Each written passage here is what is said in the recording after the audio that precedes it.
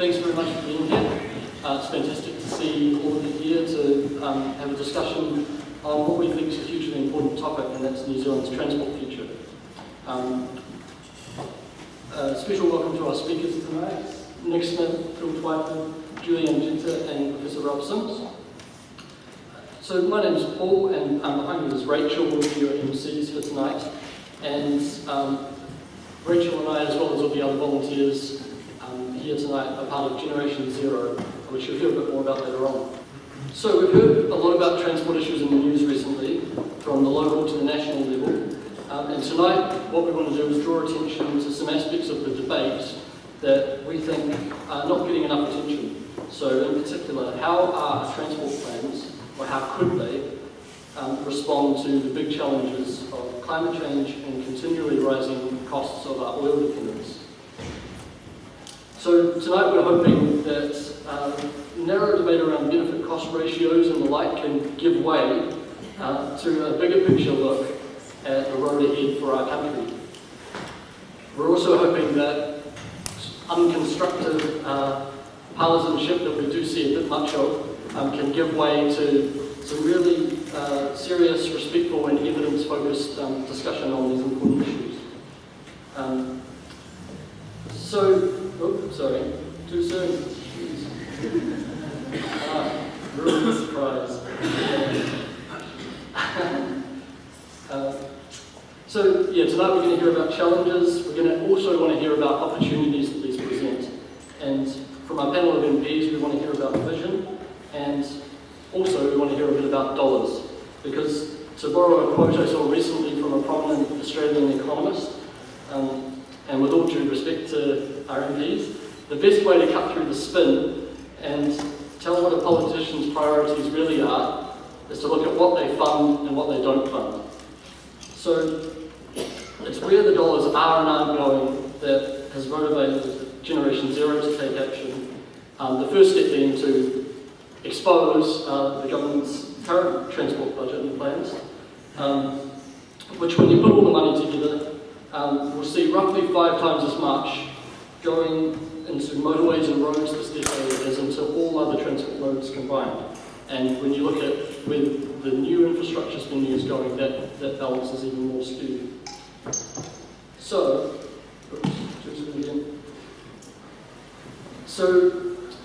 without further ado, we'll get on with the show.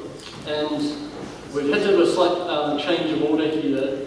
As Nick has to get away to catch a flight at short notice. So we're going to start off with the MPs responding to some questions which we sent them in advance.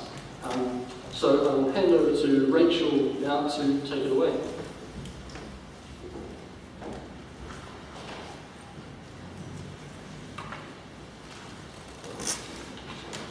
Great, so as Paul mentioned before, we have our three panelists here, Nick, Phil and Julie Anne.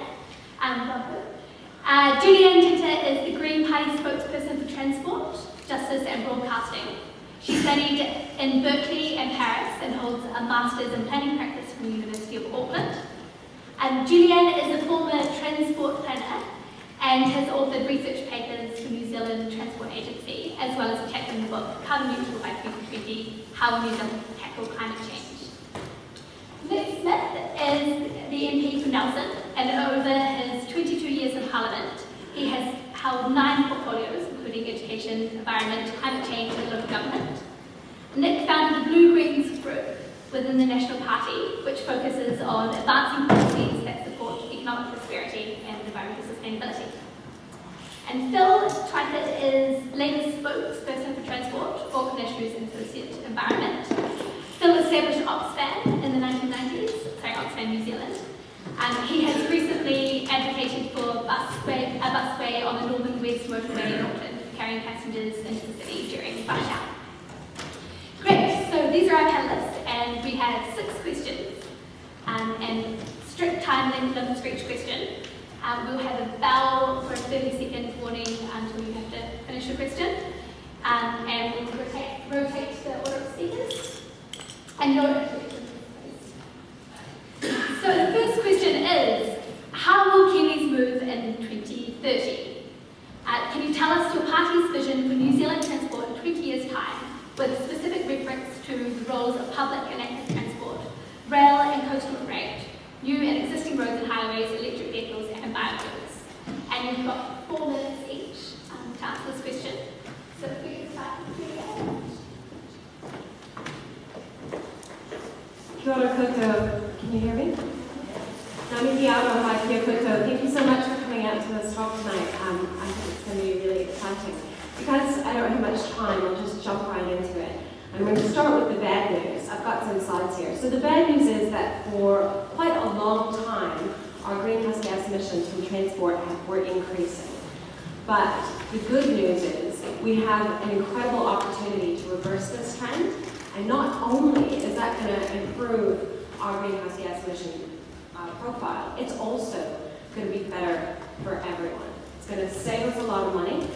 It's going to make it easier for you to get where you need to go, whether that's by walking, by cycling, by public transport, using a car share. And it's also not just about transport. It's also about how our towns and cities are shaped and the economic opportunities that they provide for us. So this is our vision. The Green Party vision is actually very realistic. It's one that's been achieved by many European cities, and a number of North American cities and some Australian cities are heading in that direction, including Vancouver, Portland. I think Melbourne's doing okay in the central city. How do we get there? It's actually really simple. I did do some research on managing transport challenges as oil prices rise for the NZTA a few years ago, and what we found out was that New Zealand's transport sector and economy is heavily reliant on fossil fuels because of a number of transport market distortions. That sounds very complicated, but it's not. It just means that government funding, government policy, city plans have all created an environment where it's harder for you to walk and cycle and take public transport. And it's more expensive to develop in central cities or in town centers where land is very valuable.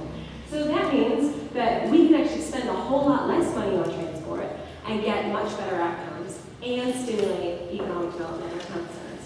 And just to show you what this would look like, this is probably looks like some of our suburbs in Auckland now, out around Botany. There's a whole lot of land that's not being used and there's no people. So what could we do if we got rid of harmful regulations like minimum parking requirements, single-use zoning, and we really invested in some quality public infrastructure? We start like that, and then we allow development to happen. Instead of happening on the fringe, it could happen in areas that already exist. And what does this do? It means that actually you have a lot more opportunities to walk and cycle to places that you currently can't. It's still possible that there's going to be a few cars around, but we'll be way less dependent on oil and way less dependent on increasing carbon emissions. I'll show you another one. Does this sort of place look familiar to you? I think we have some places like that.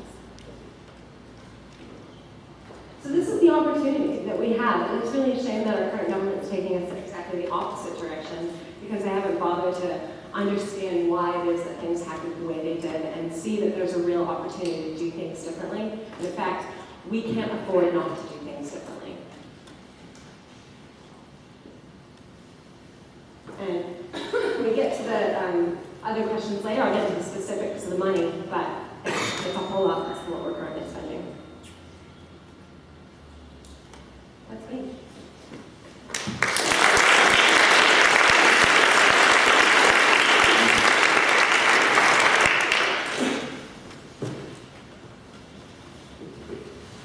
Well, firstly, thank you very much to the Uni Students Association for organising tonight's forum. Can I acknowledge my fellow panellists, including Ralph, and can I apologise for a change in my flights that mean that I need to be able to get home to Nelson because a later flight was canned and I put me on one a bit earlier. In terms of the broad long-term vision, there's got to be three primary drivers of what the government is wanting to achieve around transport policy. First is in terms of economic efficiency. That is, transport is an absolute core part of your economic resilience and the sorts of standard of living that we're able to provide for New Zealanders. Second is objective of safety. Improving the safety of our transport network. Tremendous progress has been made over the last couple of decades of bringing back the road toll, and there's more to be done in that space. And the third objective is in terms of around sustainability. And there are some quite proper tensions that exist between how much you're prepared to pay, how safe you want to be, and how much progress you can make on those sustainability questions. Now, I'm not one of those that buys into the grand plan destination that says that you can perfectly plan out to 2030 as to portions of freight, portions of people that are going to be able to be moved by rail, by bus, by private motor vehicle, cycling and the like. And the reason is that there are actually substantive uncertainties as you try and plan forward over a period of 20 years. Big question in the technology space, for instance. How quickly are we able to get electric car technology to the point where it's affordable for the average citizen? I'm privileged, I'm on a good income, I drive a full electric Mitsubishi car with 0 emissions.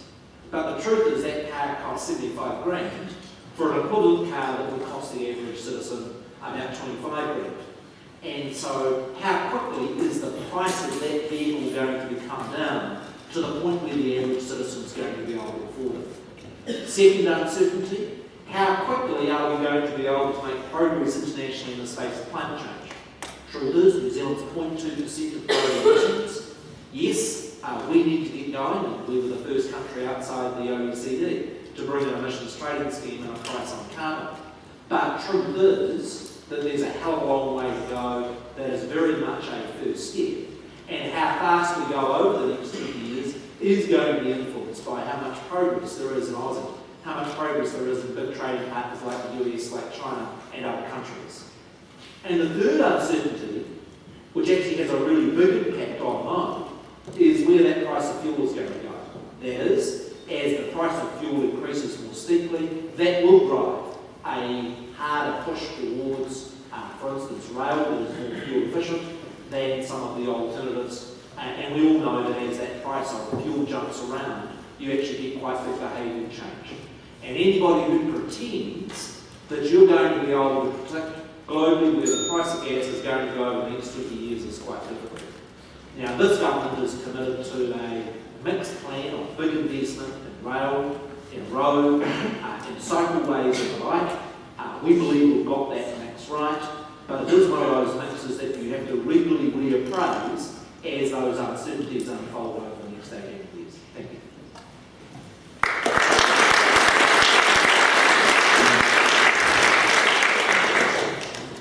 Good evening, everybody. I'm Twford from Labour. It's really nice to be here with Nick, Julie Anne and Ralph. I want to thank Generation Zero for putting this event on tonight. I think the organisation is a living testament that smart, articulate advocacy can really make a difference, and Generation Zero has actually made a difference to the transport debate in a very short period of time. It's really good to see everybody wearing their clothes here tonight. I was a little worried that we were going to turn up and it's going to be like the last action of Generation Zero. I don't know if you saw that, Nick, but it was scary. It was very scary. Someone in our age, that's not right. Okay, so our vision, Labour's vision for transport. I want to touch on 3 things. The first is that I want to agree with the first point that Nick made. One of the main objectives for transport policy and for our transport system has to be that we deliver efficiency for the supply chain that moves the things that we make in this country and the things that we bring into this country. We have to have a transport system that moves things around our country with the greatest possible efficiency, and that's in the interest of all of us and our economy and our prosperity. We differ from the national government in that we believe that what will deliver that efficiency is the optimum share of distribution of freight across the different modes. So we are committed to making sure that coastal shipping and rail can effectively compete with trucking